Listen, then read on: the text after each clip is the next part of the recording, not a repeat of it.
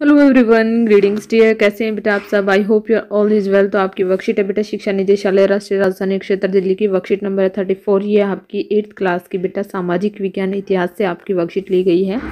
ये वर्कशीट रहेगी आपकी 15 फरवरी 2021 की आपकी वर्कशीट रहेगी। राष्ट्रीय आंदोलन का संगठन 1870 के दशक से 1947 तक पार्ट से आपकी वर्कशीट ली गई है। वर्कशीट शुरू करने से पहले बेटा आपको जो है चैनल को सब्सक्राइब नहीं किया है, आपने चैनल को सब्सक्राइब करें। नीचे रेड बटन है, आप उसको जरूर क्लिक करें। तो चलिए बेटा पढ़ना शुरू करते हैं। सभी ने अवज्ञा आंदोलन की ओर।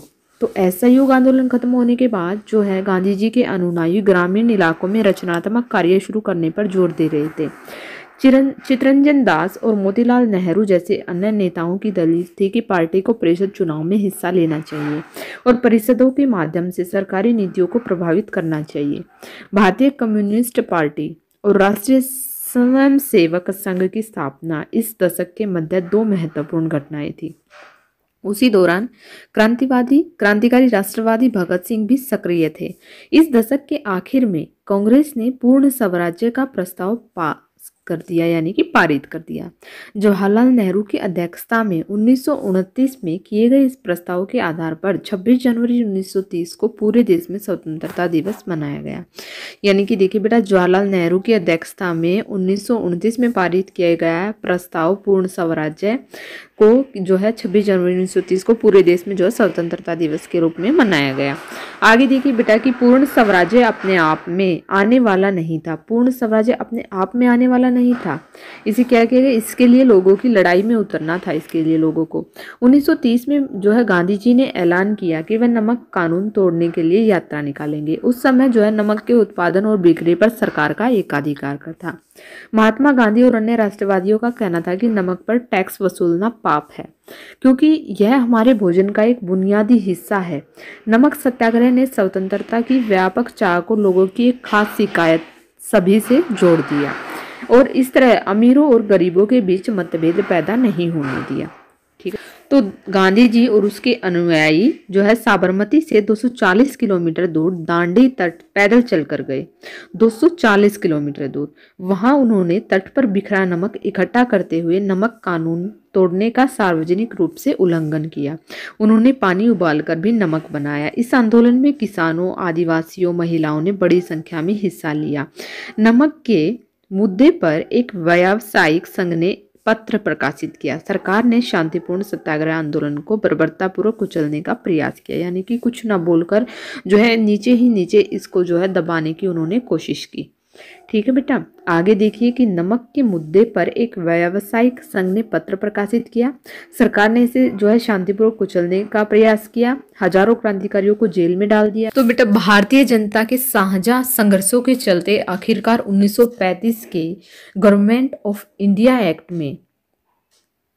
एक्ट में प्रांतीय स्वायत्तता का प्रावधान किया और सरकार ने ऐलान किया कि 1937 में प्रांतीय विधायकों के लिए चुनाव करवाए जाएंगे। इस चुनाव के परिणाम आने पर 11 में से 7 प्रांतों में कांग्रेस की सरकार बनी। प्रांतीय स्तर पर 2 साल के कांग्रेसी शासन के बाद सितंबर 1939 में दूसरा विश्व युद्ध छिड़ गया। हिटलर के प्रति आलोचनात्मक रवैये के कारण कांग्रेस के नेता ब्रिटेन के युद्ध प्रयासों में मदद करने के लिए तैयार थे। आगे देखिए बेटा कि इस बदले में वे चाहते थे कि युद्ध के बाद भारत को स्वतंत्र कर दिया जाएगा। अंग्रेजों ने यह बात नहीं मानी। कांग्रेसी सरकार ने विरोध में इस्तीफा दे दिया। तो बेटा ये तो था आपका पैराग्राफ इस पार्ट से। अब दिए गए हैं क्वेश्चन आंसर। सबसे पहला क्वेश्चन क्या है बेटा आपका कि जो है कांग्रेस के कुछ नेता चुनाव में भाग लेना चाहते थे। कांग्रेस के कुछ नेता चुनाव में भाग क्यों लेना चाहते थे बेटा? तो चलिए करते हैं इसका आंसर। देखिए यहाँ पर क्वेश्चन नंबर 1 का आंसर हम करेंगे बेटा कि जो है कांग्रेस के कुछ नेता चुनाव में भाग इसलिए लेना चाहते थे। देखिए कांग्रेस के कुछ नेता चुनाव में भाग इसलिए लेना चाहते थे क्योंकि उनका मानना था कि परिषद के माध्यम से सरकारी नीतियों को प्रभावित करना चाहिए। तो इस वजह से जो है वो उसमें भाग लेना चाहते थे। देखते हैं सेकंड क्वेश्चन क्या है हमारा। सेकंड क्वेश्चन है बेटा हमारा कि पूर्ण स्वराज्य का प्रस्ताव कांग्रेस ने कब पारित किया और उस समय कांग्रेस के अध्यक्ष कौन थे? प्रश्न नंबर 2 है हमारा कि पूर्ण स्वराज्य का प्रस्ताव कांग्रेस ने कब पारित किया और उस समय कांग्रेस के अध्यक्ष कौन थे? तो देखिए बेटा उस समय कांग्रेस के अध्यक्ष थे पंडित जवाहरलाल नेहरू और उन्होंने पारित किया था 1929 में। तो हम आंसर में लिखेंगे बेटा पूर्ण स्वराज्य का प्रस्ताव कांग्रेस ने 1929 में पारित किया। उस समय कांग्रेस के अध्यक्ष पंडित जवाहरलाल नेहरू थे। ठीक है बेटा, आगे देखिए बेटा हमारा क्वेश्चन नंबर 3 क्या है कि गांधी जी ने ब्रिटिश सरकार से लड़ने के लिए नमक को क्यों चुना। तो देखिए बेटा क्यों चुना, क्योंकि वो जो है उस पर उस समय जो है किसका हक था, अंग्रेजों का हक था नमक पर। तो हम लिखेंगे बेटा क्वेश्चन नंबर 3 का आंसर हम यहाँ से लिखेंगे क्वेश्चन नंबर 3 का कि नमक के उत्पादन और बिक्री पर सरकार का एकाधिकार होता था। महात्मा गांधी और अन्य राष्ट्रवादियों का कहना था कि नमक पर टैक्स वसूलना पाप है, क्योंकि यह हमारे भोजन का एक बुनियादी हिस्सा है।